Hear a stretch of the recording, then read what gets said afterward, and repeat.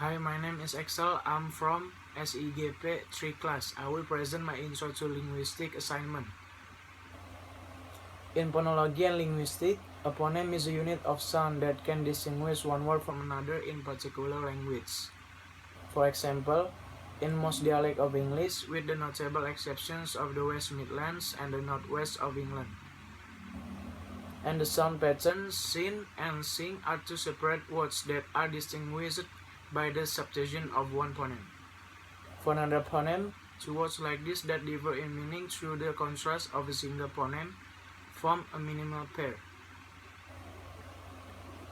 If in another language any two sequence differing only by pronunciations of the final sounds, its N or R are perceived as being the same in meaning, then these two sounds are interpreted as phonetic variants of a single phoneme in that language.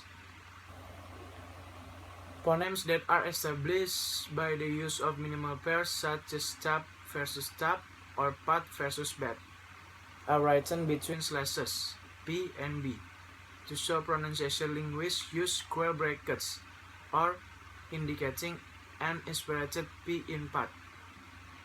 Also, there are differing views as to exactly what phonemes are and how a given language should be analyzed in phonemic or phonematic terms.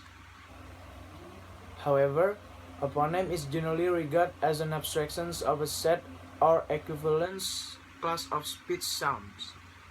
It's called phones that are perceived as equivalent to each other in a given language. For example, the English sounds in the words kill and skill are not identical as described below, but they are distributional variants of a single phoneme. Speech sounds that differ but do not create a meaningful change in the word are known as allophones of the same phoneme.